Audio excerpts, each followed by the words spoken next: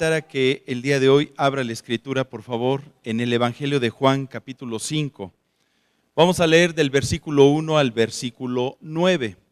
Evangelio de Juan 5, del 1 al 9. El tema de este día tiene como título, ¿quieres ser sano? Dígale a su compañero que tiene junto a usted, ¿quieres ser sano? Yo creo que este es el anhelo en el corazón de todos los que hemos pasado por tiempos de enfermedad. Si algo valoramos es la salud y la vida que Dios nos puede dar. Y el Señor el día de hoy desea que aprendamos que Él es nuestro sanador y que tiene la misericordia para producir esa salud en nuestro ser. Mire lo que dice Juan 5 del 1 al 9. Después de estas cosas había una fiesta de los judíos y subió Jesús a Jerusalén. Y hay en Jerusalén, cerca de la puerta de las ovejas, un estanque llamado en hebreo Betesda, el cual tiene 5 pórticos. En estos yacía una multitud de enfermos, ciegos, cojos y paralíticos, que esperaban el movimiento del agua, porque un ángel descendía de tiempo en tiempo al estanque y agitaba el agua, y el que primero descendía al estanque después del movimiento del agua, quedaba sano de cualquier enfermedad que tuviese. Había allí un hombre que hacía 38 años que estaba enfermo.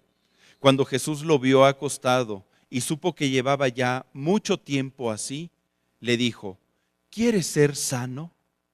Señor, le respondió el enfermo, no tengo quien me meta en el estanque cuando se agita el agua, y entre tanto que yo voy, otro desciende antes que yo.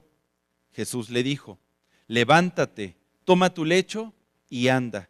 Y al instante aquel hombre fue sanado, y tomó su lecho y anduvo, y era día de reposo aquel día, como el día de hoy, ¿verdad? ¿Qué le parece si oramos para que el Espíritu Santo hable a nuestro corazón a través de esta palabra y produzca fe? Te bendecimos, Padre, porque tú estás aquí. Esta reunión es en tu honor y venimos a recibir de tu gracia, de tu amor y de tu poder. Permite que tu Espíritu Santo siembre en nosotros a través de esta palabra fe en tu nombre para poder recibir tus promesas y tus bendiciones de salud. Gracias, porque vamos a obedecer cada palabra que tú nos mandes el día de hoy, porque a través de la obediencia se recibe también la sanidad. Te bendecimos por todo lo que tú harás, Espíritu Santo, en esta mañana, en el nombre de Cristo Jesús. Amén. Amén. Dice la Escritura que en los tiempos en que se dio esta historia, había una fiesta de los judíos. Imagínese la escena. Las calles estaban llenas de bullicio por la gente que venía de todas las provincias de alrededor para festejar. No dice qué fiesta era de las tantas que celebraban los judíos. Si era fiesta de los tabernáculos, o si era fiesta del Pentecostés, o fiesta de la Pascua. Pero seguramente todos en la ciudad estaban muy contentos porque había fiesta. ¿Verdad que cuando hay fiesta nos ponemos contentos? La palabra hebrea equivalente a fiesta es aj, que significa danza, dando a entender que las manifestaciones de alegría era lo principal en esa fiesta judía. Había en Jerusalén entonces gran alegría, gran alboroto. Todos estaban muy contentos. La gente compraba en las calles lo que necesitaba, alimento, ropa, enseres domésticos, con el fin de recibir a sus familiares que venían de fuera. En fin, una gran alegría había en la ciudad. O al menos eso parecía. Porque cerca de la puerta de las ovejas, la cual era uno de los accesos a la ciudad de Jerusalén, había un estanque llamado en hebreo Betesda, el cual tenía 5 pórticos. La palabra Betesda significa casa de misericordia. ¿Qué significa? Casa de misericordia. Y es un nombre muy hermoso. Sin embargo, lo que acontecía ahí parecía estar muy lejos del gozo que experimentaban todos los demás habitantes de la ciudad de Jerusalén. Ya que comenta el versículo 3 que en los 5 pórticos que rodeaban al estanque, en estos yacía una multitud de enfermos, ciegos, cojos y paralíticos que esperaban el movimiento del agua. ¿Cuántas personas estaban enfermas ahí? Una multitud. Imagínese una multitud de enfermos, cuyos corazones contrastaban con el gozo que experimentaban los habitantes de Jerusalén por su famosa fiesta. Toda esta multitud tenía una característica: se encontraba enferma. En el griego original literalmente dice que en estos pórticos yacía multitud de enfermos, ciegos, cojos e impedidos. La palabra impedido se utiliza para describir a personas cuyos miembros están atrofiados, secos, encogidos o paralizados. ¿Puede imaginarse no solamente a esta multitud enferma, sino el estado de su corazón? Cuando una persona está enferma, ¿qué ánimo puede tener para una fiesta? ¿Verdad que cuando estamos enfermos, cómo nos sentimos? Decaídos, tristes, apachurrados. No tenemos ganas de hacer nada. ¿En qué pensamos solamente? En que queremos tener salud. Ellos no pensaban en ir de compras, en gastar para celebrar, en ir por las calles abarrotadas de mercancía que traían las personas de las diferentes provincias del imperio. No, ellos no podían darse ese lujo. Y aunque tuvieran los recursos, ellos solo pensaban en su necesidad, la necesidad de estar sanos, la necesidad de estar sanos. ¿Alguna vez usted se ha enfermado?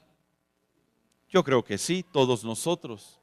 ¿Y cómo está nuestro corazón? ¿Cómo nos sentimos? ¿Nos preocupa el trabajo? Hasta faltamos a trabajar. ¿Nos preocupan los quehaceres de la casa? Hasta los dejamos botados.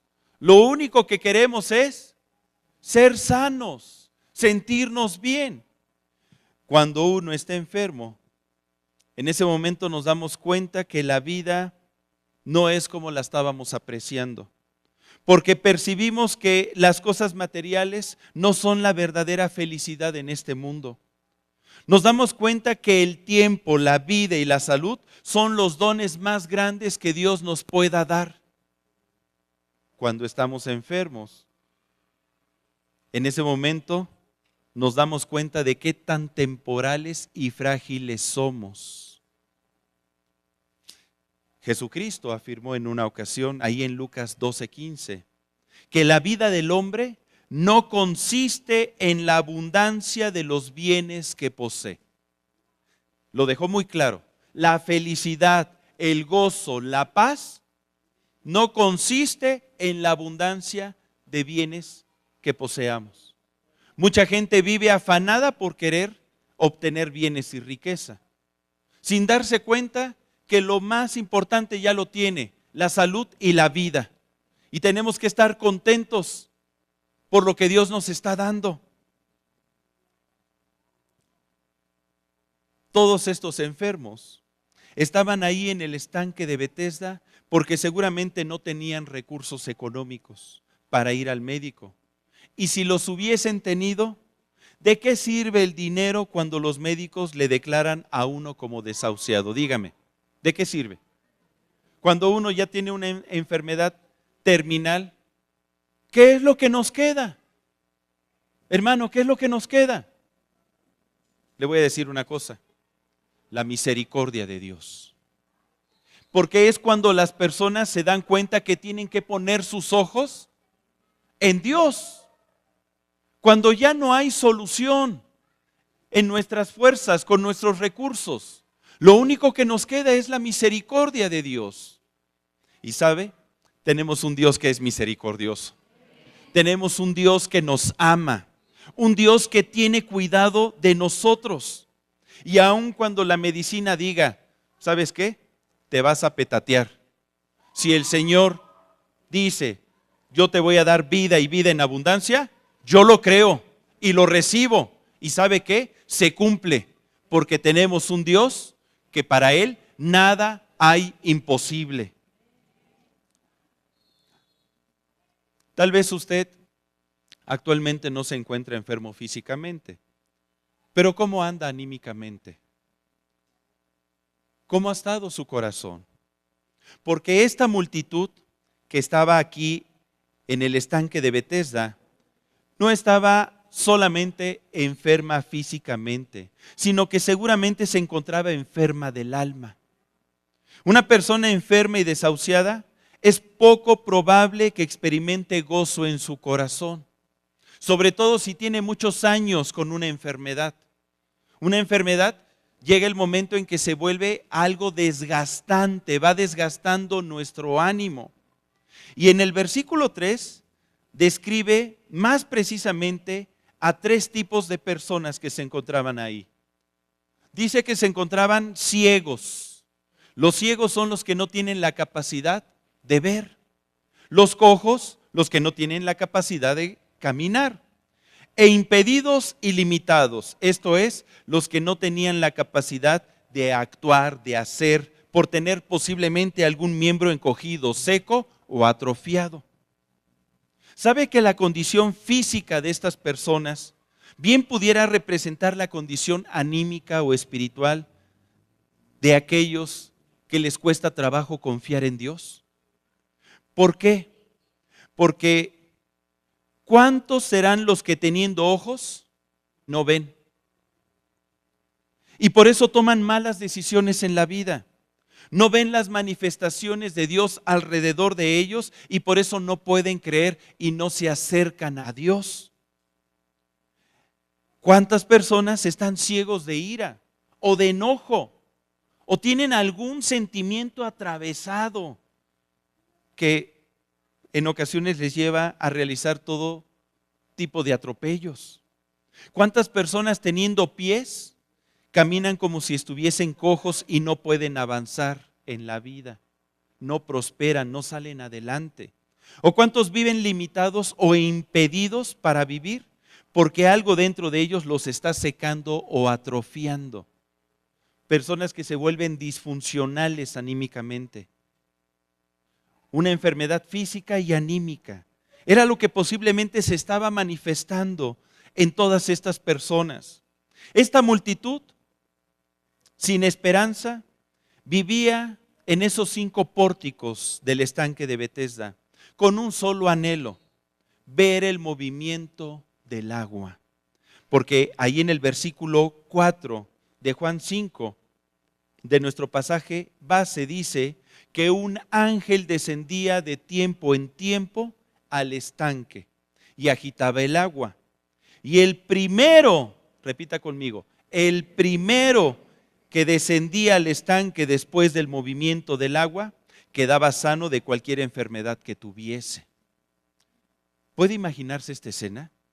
La multitud de enfermos se encontraba sentada, acostada, recargada en alguna de las columnas de los pórticos de esa casa de misericordia. Aguardaban pacientemente por días, por semanas, por meses, o tal vez algunos llevaban años a que se manifestase el movimiento en las aguas dentro del estanque para poderse meter y obtener su sanidad. Día y noche seguramente se encontraban en alerta, en tensión, en un desgaste anímico inimaginable, porque todos anhelaban su milagro de sanidad. Algunos prácticamente vivían ahí con la esperanza de tener la oportunidad de dirigirse al estanque cuando empezara el movimiento y ser el primero. ¿Qué características tenían esas aguas? porque todo mundo quería entrar. El estanque era un estanque común, de aguas tranquilas y turbias, pero a veces comenzaba un burbujeo, a manera de un borboteo, un movimiento que del fondo parecía que salía un agua, una fuente de aguas misteriosas. Imagínese, empezaba a subir el nivel y de repente, tras un fuerte y breve movimiento de agua, se calmaba y empezaba a descender el nivel. ¿Y cómo lo sabe, hermano? Pues por eso le digo, imagínese. Yo así me lo imagino. Yo así me imagino esta escena. En esos momentos, después del movimiento del agua, por unos breves instantes, la gente creía que el agua tenía una extraña fuerza curativa y quien se bañara rápidamente en ella sanaba de cualquier enfermedad que tuviese. Todas esas personas, en vez de poner su confianza en Dios, estaban buscando una solución rápida a su necesidad. Aquí hay aguas curativas. ¡Uy! ¿Se acuerda que hace años ocurrió un suceso similar en México? Las aguas famosas de Tlacote. Mire, se llenaba así de personas que iban a llenar sus botellitas y se las vendían carísimas, porque buscaban soluciones alternativas. En vez de confiar en Dios y poner su esperanza en Él, pues es más rápido un atajo. Vámonos a las aguas de Tlacote. Pues haga de cuenta que aquí ocurría igual. De manera que cuando se movían las aguas, aquello se volvía un frenesí, ya que todas las personas que se encontraban en esa casa de misericordia se volcaban hacia el estanque. Imagínese, entre atropellos, empujones, jalones, golpes, caídas, gritos, enojos y una desesperación muy grande, porque todo el mundo quería ser el primero, pasaban unos sobre de otros y aquel lugar, pues yo creo que distaba mucho de ser verdaderamente una casa de misericordia. Se volvía una guerra campal. El hombre por naturaleza busca su propio bien. Es raro que busque el bienestar del otro. Por eso nuestro Señor Jesucristo enseñaba acerca de la misericordia. ¿Quiénes alcanzaban misericordia? Los que eran misericordiosos. ¿Quiénes recibían la misericordia de Dios? Pues aquellos que veían por el bien de su prójimo. El apóstol Pablo en una ocasión dijo, ninguno busque su propio bien, sino el bien del otro. Esto es, aplica la misericordia. Porque la misericordia es la virtud que consiste en el amor que nos impulsa a ayudar a los que viven en necesidad. Si yo me encuentro con otra persona que tiene la misma necesidad que yo y le doy preferencia a mi necesidad, estoy aplicando ahí misericordia, porque lo pongo por amor antes que yo, antes que mi beneficio. Y Dios está esperando que usted y yo vivamos la misericordia, porque si no vivimos la misericordia, no podremos recibir la misericordia de Dios. ¿Cuántos quieren la misericordia del Señor? Entonces ya sabemos lo que tenemos que hacer. Pero en este lugar, todos querían ser el primero. Todos querían su sanidad y todos pasaban sobre los demás sin importar las consecuencias. En fin, la gente estaba ahí esperando el movimiento del agua para precipitarse con frenesí hacia ella y obtener su sanidad. Aquello era una carrera de vida o muerte. Vida para los que lograran entrar y muerte para los que no obtenían su sanidad. Era algo muy triste, porque en vez de poner sus ojos en el Dios que nos sana, ponían sus ojos en las propiedades curativas del agua. Nótese, en vez de poner sus ojos en el único que nos puede sanar, ponían sus ojos en un objeto al cual le asignaban ciertas propiedades curativas. La Escritura nos dice que tenemos un Dios que es misericordioso. Él se apiada de nosotros. Y tenemos un Dios que sana. Un Dios que tiene el poder de sanar nuestras enfermedades. Ahora, la Escritura dice que descendía un ángel y movía las aguas de tiempo en tiempo. ¿De dónde venía ese ángel? ¿Era un ángel de Dios? No lo dice la palabra, nada más dice ángel. Las versiones más estrictas en la traducción de este pasaje, ¿sabía usted que omite el final del versículo 3 y todo el versículo 4? Dando a entender que no se sabe el origen curativo de las aguas del estanque de Betesda. La versión que manejamos sí lo incluye, pero hay muchas versiones que no incluyen el versículo 4 y el final del versículo 3. Porque hay obras a favor del hombre que sí vienen de parte de Dios, pero hay otras que no, cuyo origen y naturaleza tiene que ver más con las fuerzas del mal que con las fuerzas del bien. Por ejemplo, cuando una persona se encuentra enferma, en ocasiones busca la medicina alternativa, cuyos procedimientos y terapias empleados no pertenecen al campo de la medicina convencional. Algunos de sus argumentos tienen un origen místico o esotérico.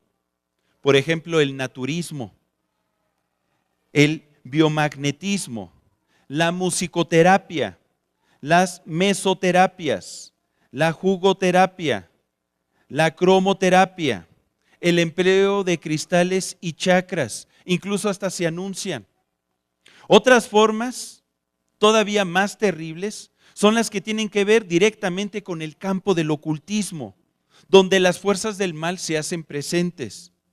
Cuando la gente va a buscar su sanidad con el brujo, con el que hace las limpias, buscan en el espiritismo, en la hipnosis, con los curanderos, en la herbolaria, en el manejo de amuletos, incluso se encomiendan a los santos. Mira, este es el bueno, este sí te va a sanar.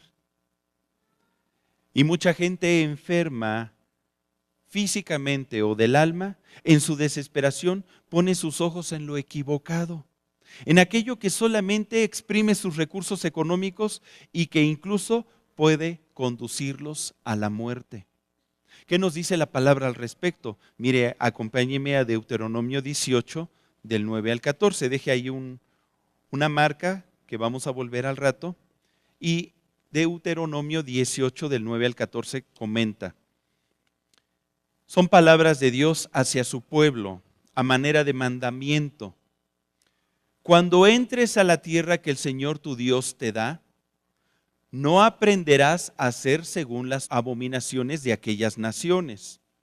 No sea hallado en ti quien haga pasar a su hijo o a su hija por el fuego, ni quien practique adivinación, ni agorero, ni sortílego, ni hechicero, ni encantador, ni adivino, ni mago, ni quien consulte a los muertos, porque es abominación para con Dios cualquiera que hace estas cosas. Y por estas abominaciones el Señor tu Dios echa estas naciones de delante de ti. Perfecto serás delante del Señor tu Dios, porque estas naciones que vas a heredar a agoreros y adivinos oyen, mas a ti no te ha permitido esto el Señor tu Dios. Está bien clarito, ¿verdad? Sin embargo, son millones de seres humanos que ponen su fe y confianza en todo menos en Dios. Y Dios está esperando que nuestra fe esté puesta en Él, no en las cosas. Porque hoy en día, si usted le pregunta a las personas, oye, ¿tú tienes fe? Ay, sí, yo tengo fe. Incluso se acercan con usted. Mira, manito, tú nada más ten fe y las cosas van a suceder. Pero no le dicen fe en qué. A veces piensan que la fe por sí mismo es un concepto que tiene poder y no. Es fe en Dios. Repita conmigo, fe en Dios. El Señor Jesucristo le dijo eso a sus discípulos: tened fe en Dios, porque Él es el único que puede sanarnos. ¿Sabe que Él es nuestro sanador? Mire, acompáñeme a Éxodo 15, versículo 26. Éxodo 15, 26, donde Él nos dice a nosotros, su pueblo: si oyereis atentamente la voz del Señor tu Dios, e hiciereis lo recto delante de sus ojos, y diereis oído a sus mandamientos, y guardareis todos sus estatutos, ninguna enfermedad de las que envía a los egipcios te enviaré a ti. Lea conmigo: porque yo soy el Señor tu sanador. ¿Quién es nuestro sanador? Dios. Él es nuestro sanador. En otra ocasión le dijo a su pueblo en Deuteronomio 32, 39. Vamos por favor a Deuteronomio 32, 39. Mire lo que él declara. De esta manera nos damos cuenta que nuestra vida está en sus manos. Dice: ved ahora que yo soy, y no hay dioses conmigo. Yo hago morir y yo hago vivir. Yo hiero y yo sano, y no hay quien pueda librar de mi mano. Lo que Dios determina, eso se cumple. ¿Y quién lo puede cambiar? Nadie. Me viene a la mente este millonario Steve Jobs, ¿se acuerda? El fundador de Apple. Era uno de los hombres más ricos del mundo. Le dio cáncer en el páncreas y murió. ¿De algo le sirvió su riqueza? ¿Pudo comprar años o días? No, porque lo que Dios determina, eso es. ¿Se da cuenta que nuestra vida está en sus manos? Es por eso que debemos de tener temor de Dios.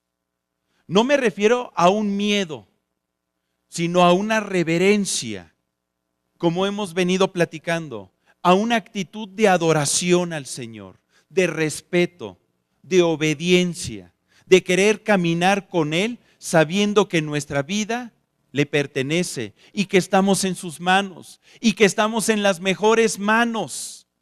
Porque si viniese enfermedad a nosotros, Él nos puede sanar. Aun cuando la ciencia diga que no, Él nos puede sanar. Porque para Él nada hay imposible.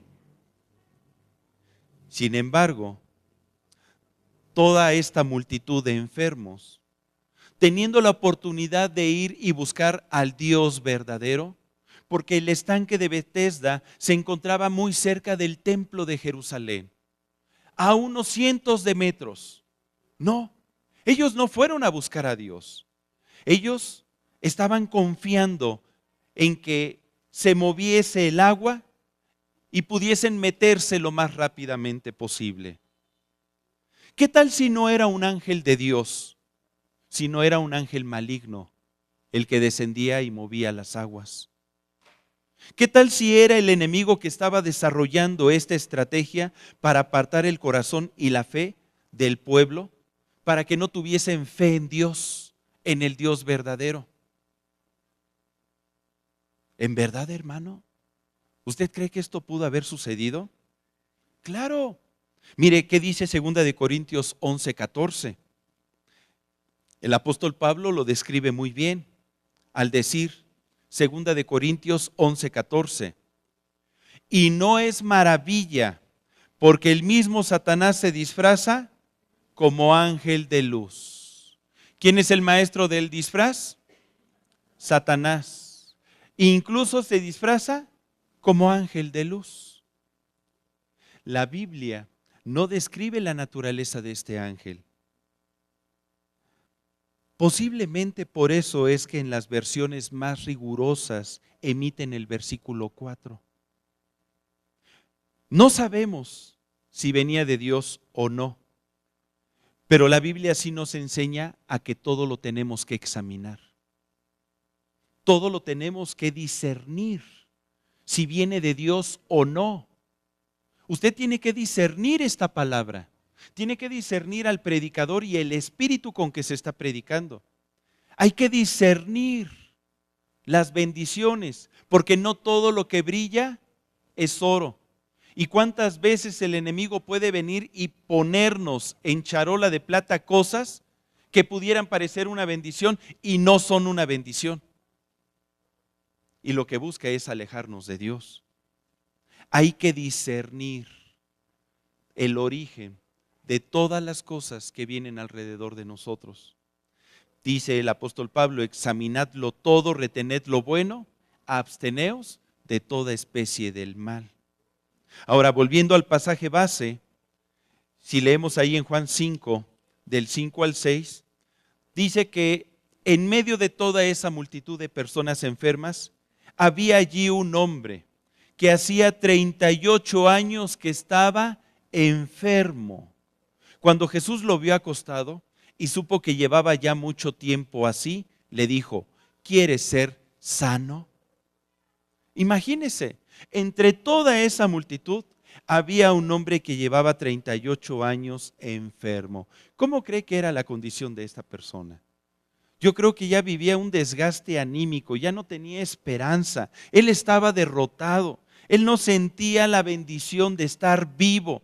Posiblemente él ya nada más quería morirse, ya nadie le hacía caso, estaba ahí tirado, abandonado. Él no tenía esperanzas de recibir sanidad, porque estaba tan impedido físicamente que él se daba cuenta que cualquiera podía llegar más rápido a las aguas. La Biblia nos muestra que posiblemente este hombre se encontraba enfermo producto de su pecado. ¿Sabe usted que cuando nosotros pecamos, le damos autoridad al diablo para que actúe en nuestra vida? Es lo único que le puede dar autoridad al diablo cuando nosotros pecamos. Mientras usted y yo estemos viviendo en obediencia, el maligno no puede hacer nada contra nosotros, porque estamos bajo la poderosa mano de Dios y bajo su protección. Qué importante es vivir en obediencia. Ahora, ¿de dónde sacamos este punto? Porque después de que Jesús sanó a este hombre, se lo encontró cerca del templo. Mire, acompáñeme a Juan 5:14. Dice, Juan 5:14, después le halló Jesús en el templo y le dijo: mira, has sido sanado, no peques más para que no te venga alguna cosa peor. ¿Se da cuenta que le habló a manera de advertencia? Como diciendo: mira, venías pecando y la realidad es que no hiciste nada para merecer tu sanidad. ¿Sabes por qué te sané? Por misericordia.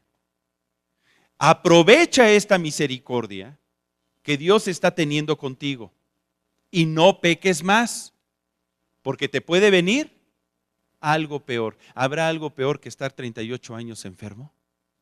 La muerte eterna principalmente. Jesucristo era muy claro: yo ya te sané, ¿quieres retener tu sanidad? Sé obediente y camina conmigo por la derecha. No solamente es tener fe, es obedecer a Dios. La Biblia nos dice entonces que este hombre había estado 38 años enfermo, producto de su pecado. Él había arruinado su vida. Hay muchas enfermedades que pueden tener como fuente, sí, al enemigo, otra, el pecado. En ocasiones hay enfermedades que es producto de nuestro descuido y nada tiene que ver el enemigo. Cuando de repente la esposa le dice a su esposo: ponte chamarra, mi amor, no te salgas así que hace mucho frío. O a los hijos: llévate tu suéter, chamaco. Y no hacen caso. Y cuando regresan, ahí vienen ya con flujo nasal. ¿Por qué? Porque tomaron una mala decisión. Hay enfermedades que es producto de nuestro descuido y no podemos decir, ay, es que el chanclas me trajo una gripe. Hay enfermedades que sí es producto del diablo. Jesucristo habla de una mujer que estaba encorvada desde hacía 18 años y la hizo libre de ese azote, porque el enemigo la tenía en esa condición. La paga del pecado es muerte. El pecado trae muerte, trae enfermedad. La dádiva de Dios, su misericordia es vida eterna. Y este hombre estaba destinado a la muerte. Es más, yo creo que ya estaba muerto en vida. ¿Se imagina vivir sin Cristo, sin Dios, sin esperanza y 38 años enfermo? Esa persona estaba muerta en vida. Y así hay millones de personas en todo el mundo, por desconocer quién es Dios y por las consecuencias de sus hechos. ¿Usted quiere que se manifieste la misericordia de Dios en su vida? Hay que caminar entonces por la derecha. Entonces, nuestro Señor Jesucristo se acercó a este hombre. Y ahí, al final del versículo 6, le hace una pregunta. ¿Quieres ser sano? ¿Quieres ser sano? ¿Qué habrá pensado ese hombre? A lo mejor uno dice, Señor, pero ¿por qué le preguntas eso? Estás en el estanque de Betesda, donde hay una multitud de enfermos. ¿Qué crees que quieren todos ellos? Ser sanos. ¿Por qué le preguntas a este? ¿Y quieres ser sano? ¿Seguro? Porque como que no te veo muy decidido. ¿Por qué le preguntó? Yo creo que para conocer lo que había en su corazón, si había fe o no, si tenía esperanza o no. Posiblemente ese hombre vivía en una oscuridad absoluta. Pero cuando escuchó las palabras de Jesús, ¿quieres ser sano? Yo creo que una luz de esperanza empezó a manifestarse en su corazón. En ese momento surgió la idea, la posibilidad de tener salud. Pero él tenía un problema. Él ya llevaba tanto tiempo ahí esperando a que se movieran las aguas, que para él la única forma de obtener sanidad era descender a esas aguas. Él ya no veía ninguna otra posibilidad. Él estaba cerrado aquí en su mente, en su corazón. Por eso le responde en el versículo 7 al 9 de Juan 5. No tengo quien me meta en el estanque cuando se agita el agua, y entre tanto que yo voy, otro desciende antes que yo. Yo nunca voy a poder ser sano. Yo no tengo esperanza. El único camino que conozco para mi sanidad es este. Y en mis fuerzas, yo no lo voy a obtener. Y entonces se manifiesta la misericordia de Dios. Ahí en el versículo 8, Jesús le dijo, levántate, toma tu lecho y anda. Repita conmigo, levántate, toma tu lecho y anda. Y al instante aquel hombre fue sanado y tomó su lecho y anduvo. Y era día de reposo aquel día, como hoy. ¿Qué fue lo que pasó ahí?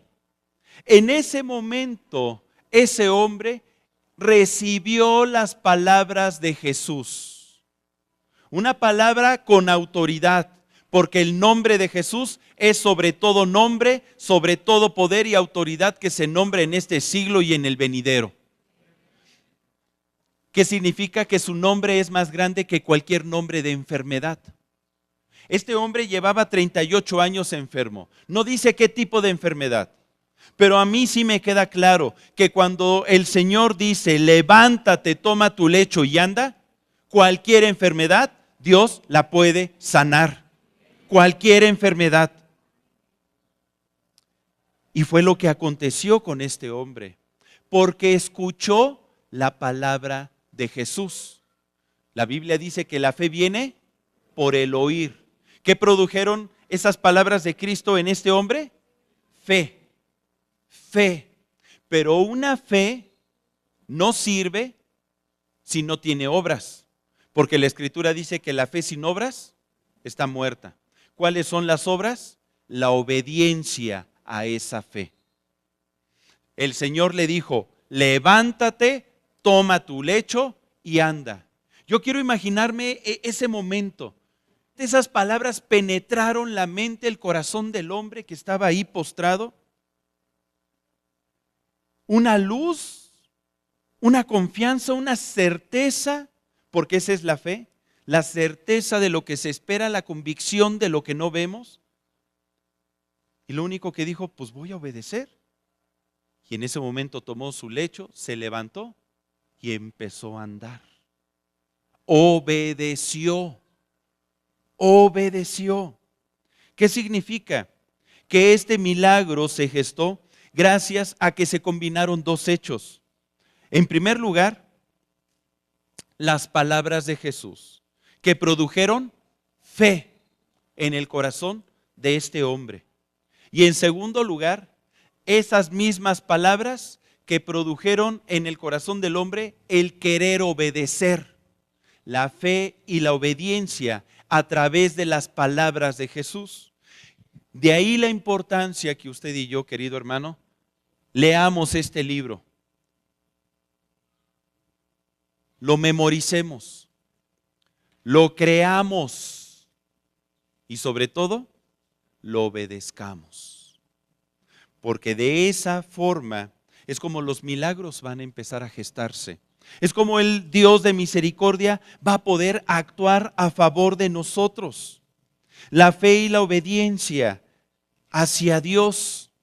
Pero si falta alguno de estos elementos, difícilmente se va a poder gestar la sanidad a nuestra vida. ¿Por qué le digo esto? Porque acompáñeme al Evangelio de Mateo, capítulo 13, versículos 54 al 58. Mateo 13, del 54 al 58. Donde dice que Jesucristo fue a su tierra.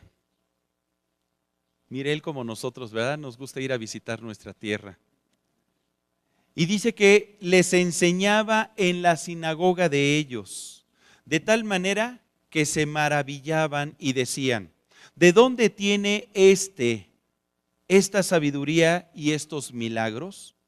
¿No es este el hijo del carpintero? ¿No se llama su madre María y sus hermanos Jacobo, José, Simón y Judas? ¿No están todas sus hermanas con nosotros? ¿De dónde pues tiene todas estas cosas? Y se escandalizaban de él, pero Jesús les dijo, no hay profeta sin honra, sino en su propia tierra y en su casa. Y no hizo allí muchos milagros. ¿Por qué? A causa de la incredulidad de ellos. Fíjese, el mismo Jesús no pudo hacer en Nazaret muchos milagros, no porque no tenga el poder de hacerlos, no porque no quiera, no porque no tenga misericordia. Él tiene el poder, Él quiere y es misericordioso. Pero aquí el problema eran las personas que tenían incredulidad. ¿Qué es la incredulidad? Esa falta de fe en Dios.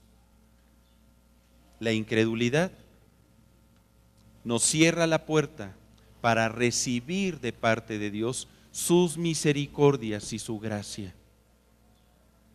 Qué importante es la fe y la obediencia para recibir promesas, sobre todo la sanidad de Dios.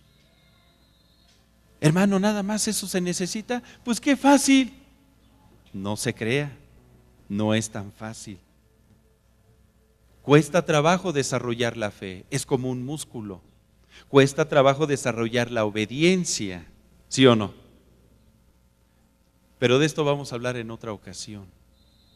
Hoy quiero invitarle a que cierre su Biblia y que nos acerquemos al Dios de la misericordia, al Dios que puede sanarnos. porque Él quiere, porque Él puede. Y lo único que Él está esperando es que usted y yo permitamos que a través de las palabras que se han mencionado, un rayito de fe surja en nuestro corazón para que Él pueda actuar. Yo le voy a invitar a que si usted se ha encontrado enfermo,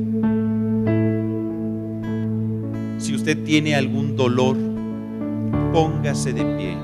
Algún dolor en el cuerpo, en los huesos, en las rodillas, en las manos.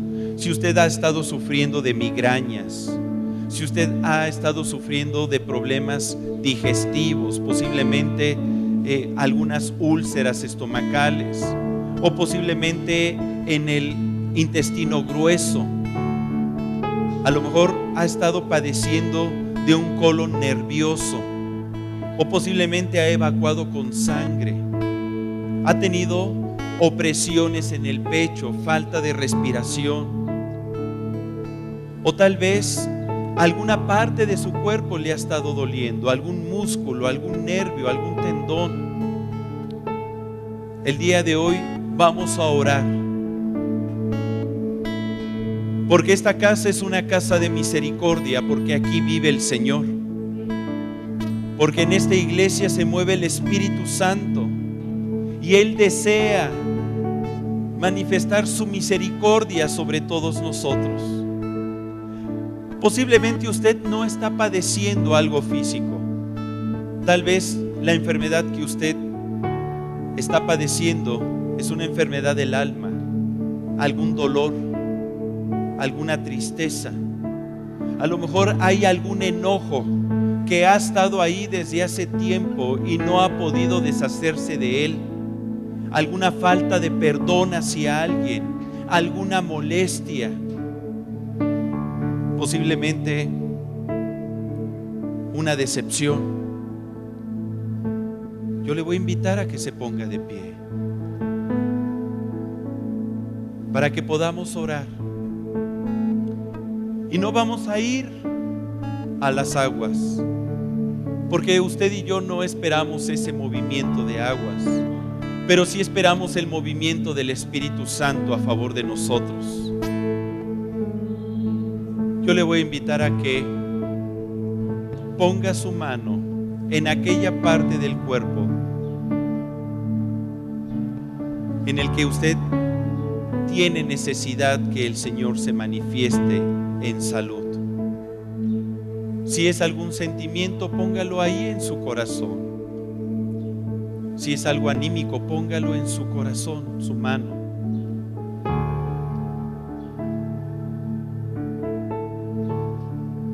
Y yo le voy a invitar a que empiece a alabar el nombre de Dios. Empiece a adorarlo. Padre Santo, y te alabamos y te bendecimos con todo nuestro corazón, porque tú eres el Dios Todopoderoso, porque para ti nada hay imposible.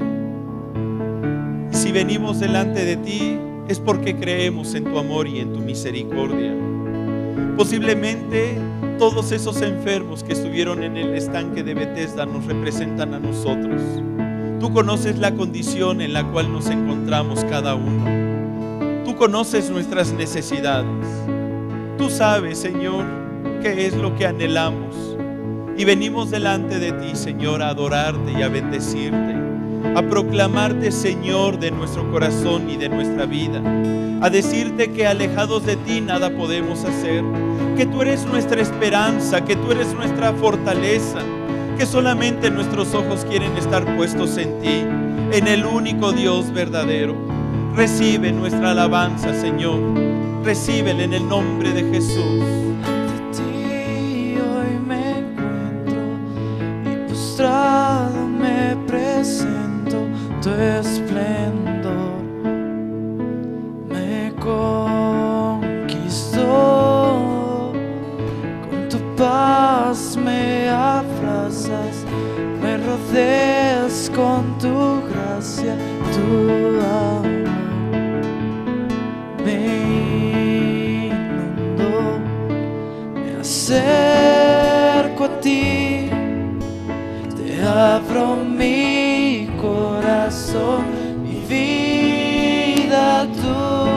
ya es. Ya no hay temor, me rindo a ti, me humillo ante tu amor. Oh, tu amor.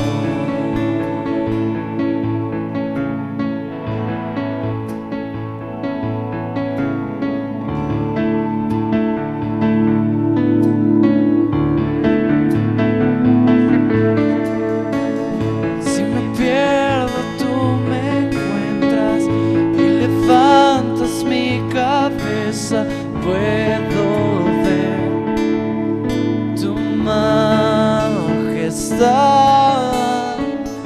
me refugio en tu presencia, me cautiva tu belleza.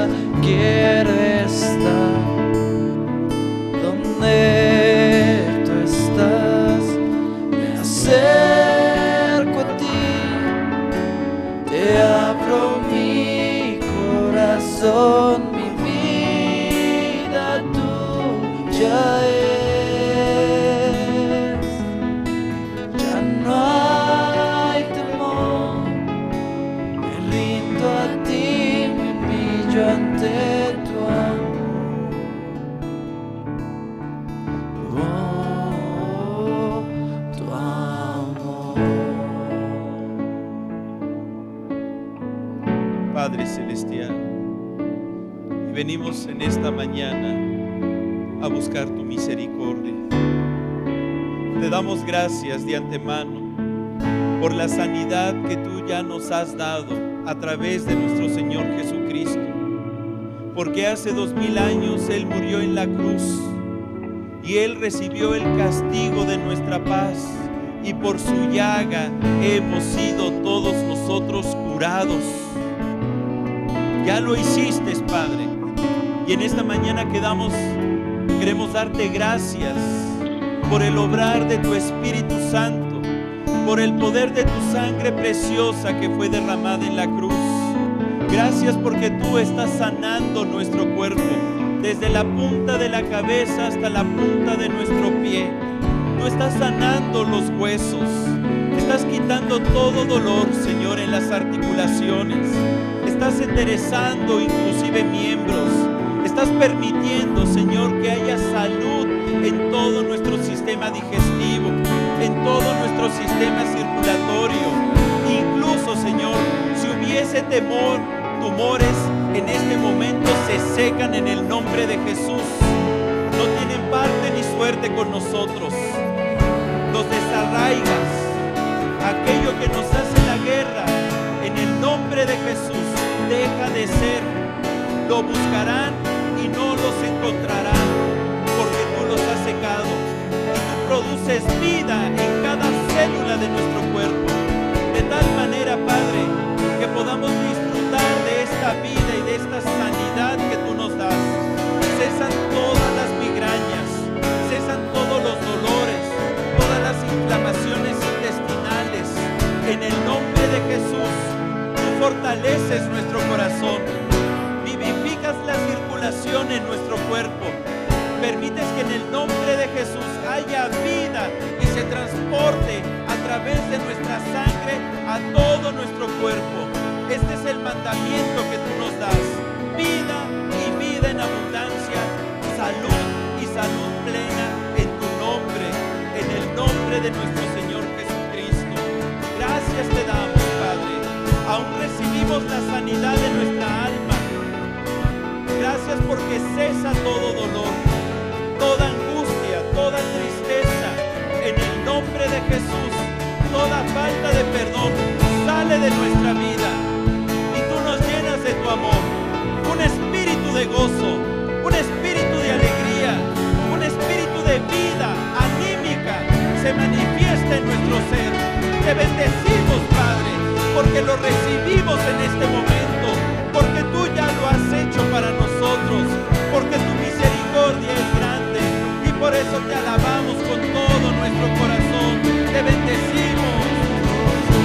Tu amor que lava mi interior y escucha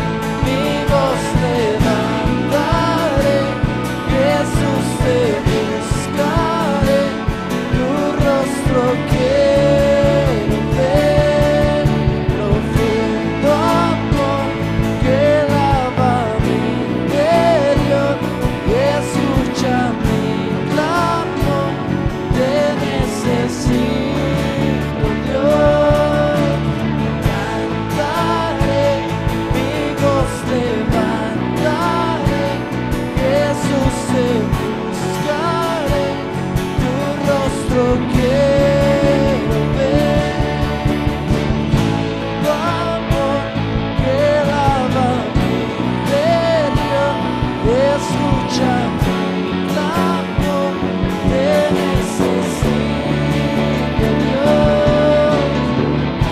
Cantaré, mi voz levantaré, Jesús te buscaré, tu rostro quiero ver, tu rostro quiero ver.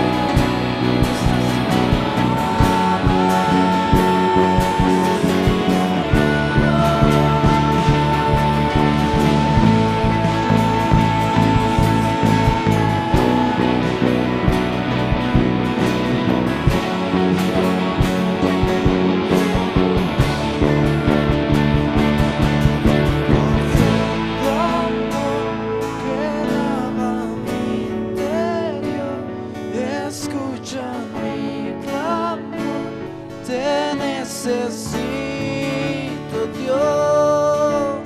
Cantaré, mi voz levantaré, Jesús te buscaré, tu rostro quiero ver.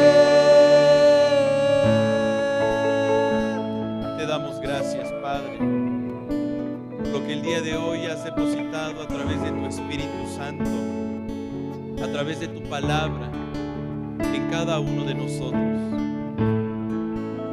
Pon sello, Padre, a esta oración y permite que podamos venir y testificar de lo que tú has hecho, darte la gloria y la honra a ti,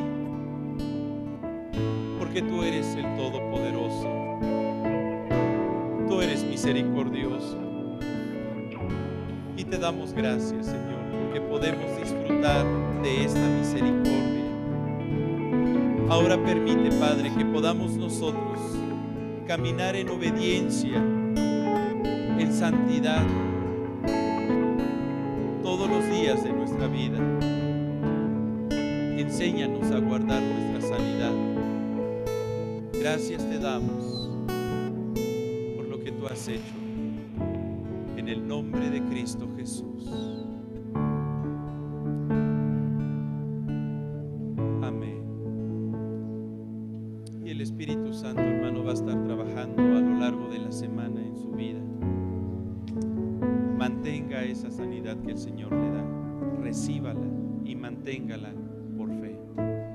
La paz de Dios sea con cada uno de ustedes. Dios le bendice. Que el Señor le acompañe y a vivir en victoria.